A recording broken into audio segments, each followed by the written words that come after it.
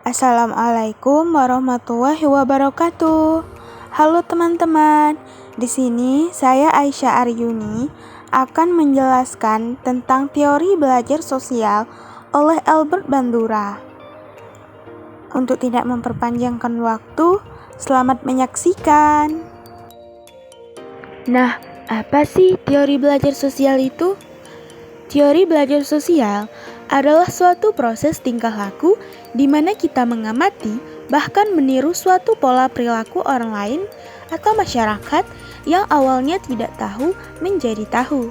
Menurut Alex Sobor tahun 2003, teori belajar sosial adalah belajar yang bertujuan memperoleh keterampilan dan pemahaman terhadap masalah-masalah sosial, penyesuaian terhadap nilai-nilai sosial, dan sebagainya.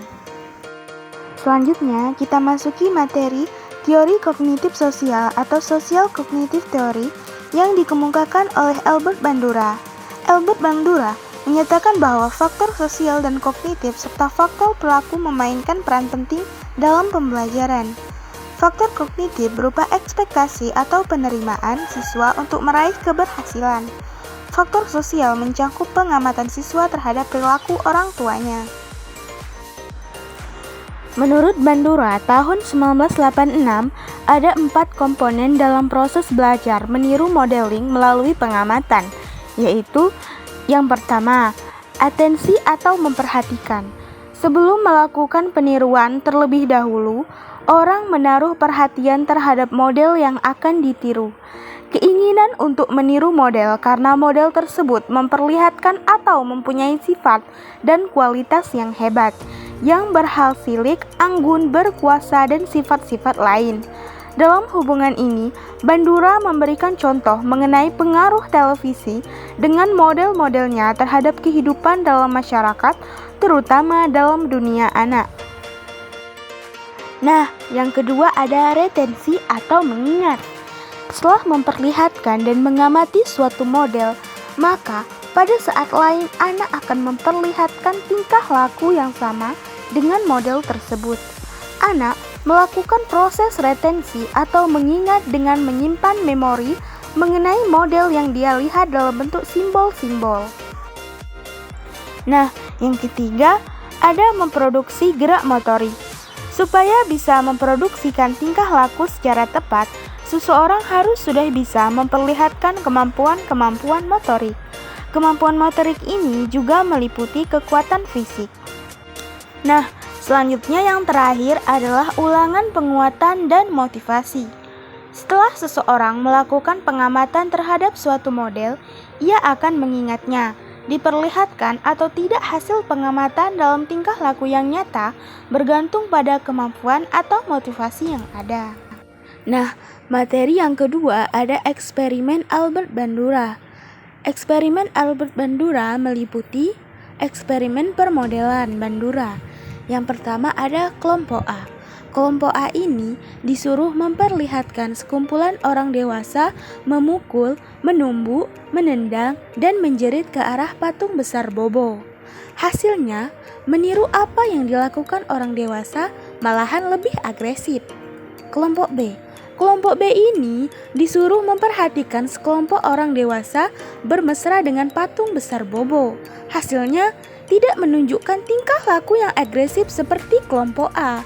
Jadi, dalam hal ini kita memperoleh rumusan, yaitu tingkah laku anak-anak dipelajari melalui peniruan atau permodelan adalah hasil dari penguatan. Hasil keseluruhan eksperimen, kelompok A menunjukkan tingkah laku yang lebih agresif dari orang dewasa, sedangkan kelompok B tidak menunjukkan tingkah laku yang agresif.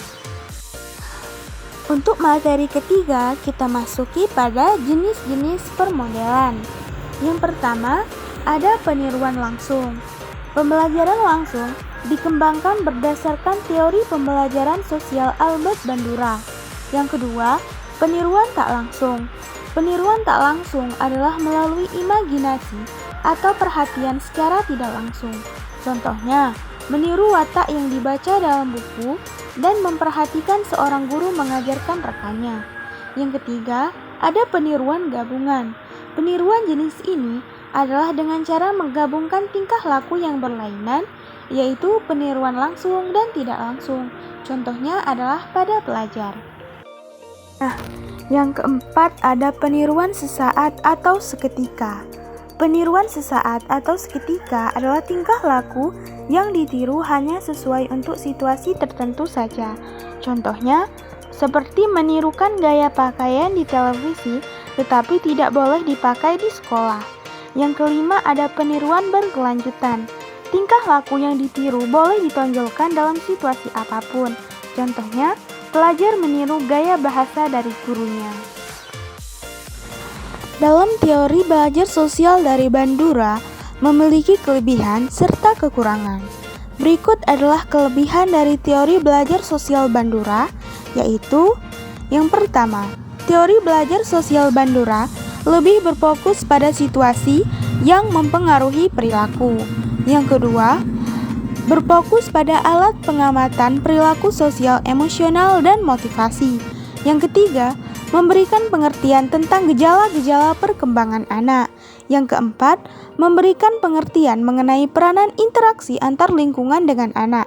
Misalnya, ibu dengan anaknya yang sedang belajar bahasa. Jika tadi adalah kelebihan dari teori belajar sosial Bandura, selanjutnya kita masuki di materi kelemahan dari teori belajar sosial Bandura, yaitu perhatian tentang perkembangan kognitif tidak cukup. Teori Bandura lebih lengkap dibandingkan teori sebelumnya. Karena itu, menekankan bahwa lingkungan dan perilaku seseorang dihubungkan melalui sistem kognitif orang tersebut. Yang kedua, teori pembelajaran sosial Bandura sangat sesuai jika diklasifikasikan dalam teori behavioristik. Ini karena teknik permodelan Albert Bandura adalah mengenai peniruan tingkah laku dan ada kalanya cara peniruan tersebut memerlukan pengulangan dalam mendalami sesuatu yang ditiru. Baik, itu saja penjelasan dari saya mengenai teori belajar sosial oleh Albert Bandura. Jika terdapat kesalahan dalam penyampaian materi atau kesalahan dalam pengucapan kata, saya memohon maaf yang sebesar-besarnya. Karena yang benar datang dari Allah Subhanahu wa Ta'ala dan yang salah datang dari diri pribadi saya sendiri. Akhirul kalam, billahi taufiq wal hidayah. Wassalamualaikum warahmatullahi wabarakatuh. Terima kasih.